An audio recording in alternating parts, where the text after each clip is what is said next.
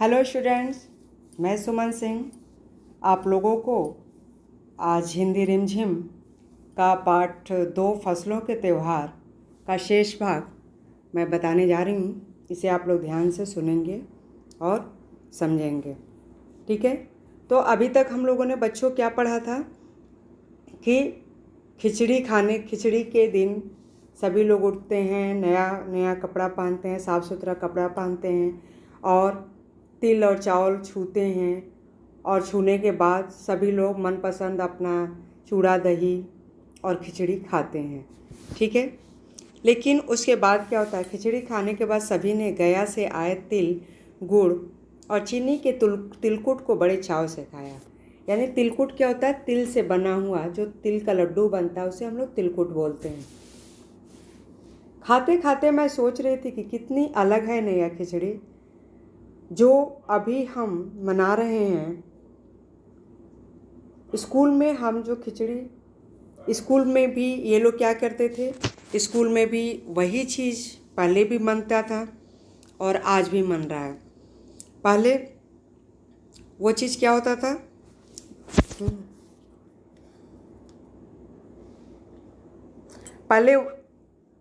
पहले वही सारी चीज़ें स्कूल में मस्ती के साथ लोग करते थे, गुरुजी के साथ, बिमला दीदी और भी सारी लोग। लेकिन आज वो त्यौहार हम कैसे मना रहे हैं, अपने परिवार के साथ मना रहे हैं। त्यौहार तो वही है बच्चों, लेकिन मनाने का ढंग अलग हो गया है। बचपन में क्या हम लोग करते थे, बचपन में हम लोग स्कूल में सेलिब्रेट करते थे अपने टीचर्स, अपने स्टाफ के साथ, और आज हम अपने बड़े हो गए हैं तो अपने परिवार में।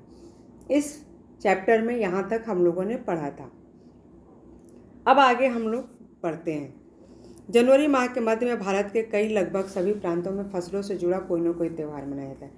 कोई फसलों के त्यौहार के हो जाने पर खुशी बांटता है, तो कुछ लोग इस उम्मीद में खुश होते हैं कि इस साल ठंडी कम पड़ी है, सूरज की गर्मी कम बढ़ने से खेतों में बड़ी फसल में तेजी होगी, मतलब फसल अच्छी होगी। सभी प्रांतों और इलाकों का अपना रंग और अपना ढंग नज़र आता है। इस दिन सब लोग अच्छी पैदावार की उम्मीद और फसलों के घर में आने की खुशी का इजहार करते हैं।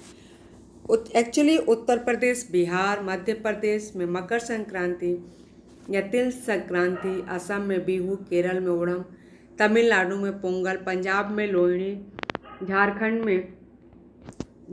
में सरहुल और गुजरात में पतंग का पर्व, सभी खेती और फसलों से जुड़े त्यौहार इन्हें जनवरी माह के मध्य से अप्रैल तक अलग अलग समय में मनाया जाता है।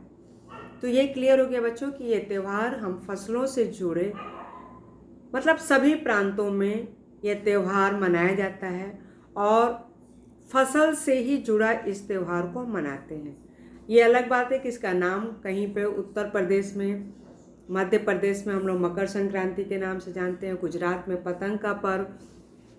एक्चुअली जनवरी माह से लेकर के अप्रैल तक हर जगह अलग अलग फसल कटते हैं और होते हैं। तो जहाँ पे जिस समय फसल कट कर आती है उसी समय ये त्यौहार हम मनाते हैं। तो आप लोगों को बच्चों ये समझ में तो आ गया कि यह त्यौहार अच्छी फसल होने और अच्छी फसल हो जाने की खुशी में और होने की उम्मीद में इस त्यौहार को हम लोग मनाते हैं। झारखंड में सरहुल बड़े जोश खरोश के साथ मनाया जाता है 4 दिनों तक। अब झारखंड जो होता है, झारखंड में देखिए इस त्यौहार को कैसे मनाते हैं, उसका नाम है सरहुल। झारखंड में इसी त्यौहार को हम लोग क्या बोलते हैं, सरहुल। तो इस त्यौहार को बड़े जोश खरोश के साथ मनाते हैं और ये त्यौहार 4 दिनों तक बड़े हर्ष और जश्न के साथ मनाया जाता है। अलग अलग जनजातियाँ इसे अलग अलग समय में मनाती हैं। संताल यानी कि ये झारखंड में सारे आदिवासी रहते हैं, वहाँ पे आदिवासियों का ये त्यौहार है और सारी अलग अलग जनजातियाँ इसे अलग अलग समय में मनाती हैं। जैसे अब आप देखिए संथाल जो जनजाति है, ये लोग फरवरी से मार्च में, तो ओरांव लोग इसे मार्च अप्रैल में मनाते हैं। यानी कि संथाल भी एक जनजाति है, ओरांव भी एक जनजाति है। आदिवासी आमतौर पर प्रकृति की पूजा करते हैं। सरहुल के दिन विशेष रूप से साल के पेड़ की पूजा की जाती है। यही समय है जब साल के पेड़ों में फूल आने लगते हैं और मौसम बहुत ही खुशनुमा हो जाता है। स्त्री पुरुष ढोल मंजीरे लेकर रात भर नाचते गाते हैं। चारों ओर फैली हुई छोटी छोटी घाटियाँ, लंबे लंबे साल के वृक्षों का जंगल और वहीं आसपास बसे छोटे छोटे गांव, लिपे पुते करीने से बुहारे और सजाए गए अपने घरों के सामने लोग एक पंक्ति में कमर में बाहें डालकर नृत्य करते हैं। यानी कि यहाँ पे ये लोग क्या करते हैं कि ये सभी लोग अपने आप को सजाते हैं अपने घर के बाहर अच्छे से, जिसको हम लोग रंगोली मानते हैं, उस तरीके से ये लोग भी अपने घर को सजाते हैं और सभी एक लाइन में खड़े होकर के एक दूसरे के कमर में हाथ डाल करके डांस करते हैं। और फिर दूसरे दिन क्या होता है, अगले दिन वे नृत्य करते हुए घर घर जाते हैं और फूलों के पौधे लगाते हैं। यानी कि एक प्रचलन इनके यहाँ ये भी है कि हर घर के सामने ये उस दिन एक फूल का पौधा लगाते हैं और घर घर से चंदा मांगने का भी प्रथा है। चंदा मतलब कि कंट्रीब्यूशन, ये लोग पैसे को मतलब आपस में ये लोग क्या करते हैं, हर घर से पैसे को कलेक्ट करते हैं और उससे ये लोग क्या करते हैं, अपने मतलब खाने पीने की चीज़ों को मंगाते हैं। और खाने में ये लोग क्या मंगाते हैं, मुर्गा, चावल और मिश्री। फिर चलता है खाने पीने के खेलों का दौर। तीसरे दिन जाकर पूजा होती है और जिसके बाद लोग अपने कानों में सरई का फूल पहनते हैं। यानी कि इनके इस फेस्टिवल में ये तो क्लियर हो गया कि ये लोग, एक पेड़ होता है सरई, जिसका ये लोग पूजा करते हैं। एक दिन सभी लोग हर्षोल्लास के साथ अपने घरों को सजाते हैं, दूसरे दिन नृत्य करते हैं, तीसरे दिन ये लोग क्या करते हैं, घर घर जा कर के हर घर के सामने एक सरई का फूल लगाते हैं, पौधा लगाते हैं और चंदा भी इकट्ठा करते हैं और रात में खाने पीने का प्रथा वहाँ पर चलता है। और उसके बाद चौथे दिन ये लोग क्या करते हैं, उसी सरई के पेड़ का जो फूल होता है ये लोग अपने कानों में पहनते हैं। इसी दिन से बसंत ऋतु की शुरुआत मानी जाती है। यानी कि इसके बाद से इन लोगों का ये मानना है कि अब बसंत ऋतु आ गया। धान की भी पूजा होती है। पूजा किया हुआ आशीर्वादी धान अगली फसल में बोया जाता है। यहाँ पर ये लाइन देखिए कि पूजा किया हुआ आशीर्वादी धान, जिस धान की ये लोग पूजा करते हैं उस धान को ये लोग क्या करते हैं बच्चों, रख देते हैं। एक भगवान का आशीर्वाद मान करके ये लोग उस धान को अपने घर में रख देते हैं कि अगली फसल में इसी धान को हम लोग बीज के रूप में खेतों में डालेंगे। क्लियर। तमिलनाडु में मकर संक्रांति या फसलों से जुड़ा त्यौहार पोंगल के रूप में मनाया जाता है। तमिलनाडु में इसी फसल के त्यौहार को हम किस नाम से जानते हैं, पोंगल के नाम से। इस दिन खरीफ की फसलें चावल, अरहर आदि काटकर घरों में पहुंचती है। लोग नए धान कूटकर चावल निकालते हैं। हर घर में मिट्टी का नया मटका लाया जाता है। अब यहाँ पर देखिए, मिट्टी का नया मटका, आप लोग को पता है ना कि मिट्टी का एक बर्तन होता है जिसमें हम लोग पानी वानी गर्मी के दिनों में पीते हैं। तो ये लोग ये मटका लाते हैं और इसमें जो नया चावल कूट कर निकालते हैं उसी चावल को और दूध और गुड़ डालकर उसे पकाने के लिए धूप में रख देते हैं। हम लोग बच्चों क्या करते हैं, बर्तन को आग में रखते हैं ना, मतलब आग पर रखते हैं तो पकता है। लेकिन ये लोग मिट्टी के उस बर्तन को क्या करते हैं, ये लोग धूप में रख देते हैं। और जो धान का फसल कट कर आया है उसको कूट कर ये लोग क्या करते हैं, चावल निकालते हैं और उसी चावल को उस मटके में डालते हैं, उसमें गुड़ डालते हैं और दूध डालते हैं और हल्दी भी डालते हैं। इसीलिए साबुत हल्दी के मटके के मुंह के चारों ओर बांध देते हैं। साबुत हल्दी मतलब खड़ा हल्दी। यह मटका दिन में 10:30-12 बजे तक धूप में रखा जाता है। यानी कि सुबह से लेकर के 12 बजे तक इसे धूप में रखा जाता है।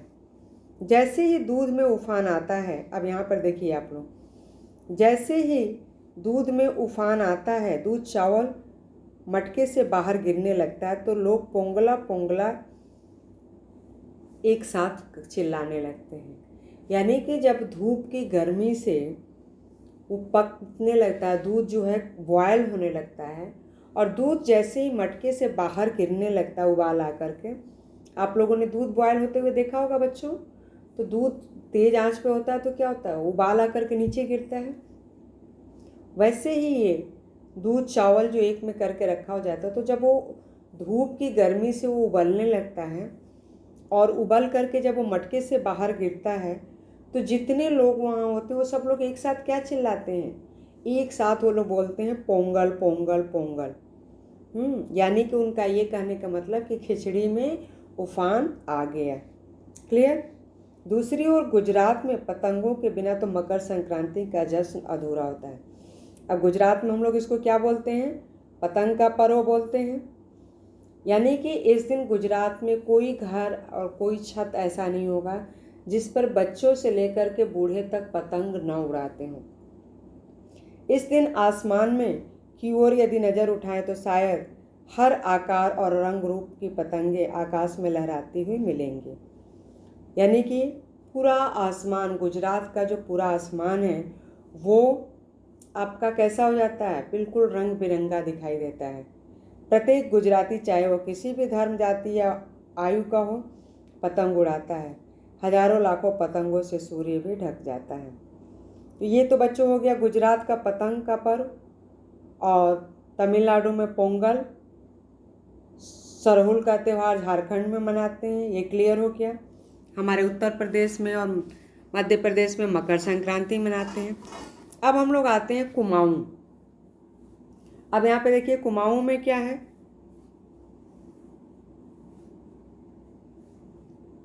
यहाँ पर देखिए कुमाऊं में मकर संक्रांति को घुघुतिया कहते हैं। अब ये लोग घुघुतिया के दिन क्या करते हैं, इस दिन आटे और गुड़ को गूंथ कर पकवान बनाए जाते हैं। इन पकवानों को तरह तरह के आकार दिए जाते हैं। आकार मतलब शेप में, चाहे वो डमरू हो, तलवार हो, दाड़िम का फूल आदि। यानी कि वो आटे को गूंथ करके अलग अलग शेप में कुछ न कुछ बनाते हैं। पकवान को तलने के बाद एक माला में पिरोया जाता है। यानी कि जिस जिस शेप का वो लोग आटे का लोई बना करके और गूंथते हैं और जो जो शेप बनाते हैं उसको वो लोग क्या करते हैं, घी में तल देते हैं और तलने के बाद उसका एक माला बना देते हैं। माला के बीच में संतरा और गन्ने की गंडेरी पिरोई जाती है। गंडेरी क्या होता है, गन्ना का छोटा छोटा टुकड़ा काट करके उसमें संतरे की फली और गन्ने की गंडेरी भी पिरोई जाती है। यह काम बच्चे बहुत खुशी के साथ करते हैं। सुबह बच्चों को माला दी जाती है। बहुत ठंड के कारण पक्षी पहाड़ों से चले जाते हैं। अब देखिए कि इस त्यौहार को मनाने के पीछे रीजन क्या है, क्या लॉजिक है, घुघुतिया क्यों मनाते हैं। वहाँ पे ठंड बहुत अधिक पड़ती है और ठंड के कारण सारे पक्षी जो है वहाँ से दूर चले जाते हैं। तो उन्हें बुलाने के लिए ये जो माला बनती है, पकवान वाला माला बनाते हैं, ये बच्चे क्या करते हैं, इस माला से पकवान तोड़ तोड़ कर पक्षियों को खिलाते हैं ताकि उसे खाने के लिए फिर से पक्षी वापस आ जाएं। और वो क्या बोलते हैं, कौवा आओ, कौवा आओ, घुघुत आओ, ले कोआ बड़ी, मकई दे जा सोने की घड़ी, खा ले पूरी, मकई दे जा सोने की छुरी। यानी बच्चे गाना गाते हुए सारे पक्षियों को वो सब खिलाते हैं और उन्हें अपने अपने प्रदेश में बुलाते हैं कि अब तुम लोग आ जाओ पक्षी, हम लोगों ने तुम लोगों के लिए घुघुत बनाया है और इसे तुम लोग खाओ और हमें सोने की छुरी दे जाओ। इसके साथ ही जिस चीज़ की कामना हो वह मांगते हैं और साथ में जो भी आपके मन में एक मन्नत होती है उस मन्नत को वो लोग उन पक्षियों से मांगते हैं और उसे पूरा करते हैं। तो है ना बच्चों, ये कितने अलग अलग अंदाज की मकर संक्रांति मनाने का तरीका। अब आप खुद देखिए कि कहीं पर दूध चावल और गुड़ की खीर बनती है, तो कोई 5 प्रकार के नए अनाज की खिचड़ी बनाता है, तो कहीं लोगों का सैलाब नदी में स्नान के लिए। अब जैसे मकर संक्रांति के दिन प्रयागराज में हरिद्वार में लोग नहाने जाते हैं, कुंभ नहाने जाते हैं। लोग ठंड से ठिठुरते रहेंगे पर बर्फीले पानी में कम से कम एक डुबकी तो ज़रूर लगाएंगे। डुबकी का मतलब होता है नदी के पानी में नहाना। तो बच्चों ये सोचो कि हर जगह के अलग अलग त्यौहार, हर जगह का जो त्यौहार है वो कितना अलग रूप में है। हाल यह होता है कि इन जगहों पर तिल रखने की भी जगह नहीं होती है। तिल से याद आया, मकर संक्रांति के दिन पानी में तिल डालकर स्नान करना। आप ये भी देखिए कि हम लोग मकर संक्रांति के दिन नहाते हैं, तो नहाने वाले समय पे हम लोग क्या करते हैं, पानी में तिल डालते हैं। तिल को दान भी करते हैं, आग में तिल को डालते हैं, तिल के पकवान भी बनते हैं। ये सारी चीज़ यानी कि हर चीज़, तिल का तिलौरी, तिलकुट सब बनता है। तुम्हारे घर या इलाके में इस त्यौहार को कैसे मनाया जाता है? इसे खिचड़ी, पोंगल, मकर संक्रांति या कुछ और कहा जाता है, या तुम फसलों से जुड़े कोई और त्यौहार मनाते हो? यदि तुम आपस में बात करो तो तुम्हें जानकर हैरानी होगी कि कई बार एक ही इलाके में रहने वाले लोग भी इस त्यौहार को अलग अलग ढंग से मनाते हैं। यानी कि हम बच्चों, यहाँ पर आप देखिए कि हम जिस मोहल्ले में रहते हैं, अगर वहाँ पर अलग अलग धर्म के लोग रहते हैं तो उसी मकर संक्रांति को वो लोग अलग अलग नाम से मनाते हैं। है नहीं कितनी अजीब बात? लेकिन फिर भी मनाने का जो रीज़न है वो एक ही है, और वो है अच्छी फसल होना और होने की उम्मीद में ही हम इस त्यौहार को मनाते हैं। तो ये है बच्चों हमारे फसलों का त्यौहार, और इससे जुड़े हमारे जितने भी फेस्टिवल हैं उसके बारे में आप लोगों ने सुना, पढ़ा। मेरे साथ साथ आप लोगों ने भी इस बुक को पढ़ा और आप लोग समझ गए होंगे कि हमारे देश में कौन कौन से त्यौहार मनाए जाते हैं जो फसलों से जुड़े होते हैं। और उम्मीद है आप इसे समझ गए होंगे अच्छे से। तो बच्चों ठीक है, अब आज के इस अध्याय में ये लाइन के साथ इस अध्याय को हम यहीं पे समाप्त करते हैं। आगे के वीडियो में हम लोग नेक्स्ट चैप्टर के साथ मिलेंगे। आप लोग इस अध्याय को अच्छे से पढ़िएगा और समझिएगा। नेक्स्ट वीडियो में हम इसके प्रश्न उत्तर के साथ मिलते हैं। तब तक के लिए धन्यवाद बच्चों।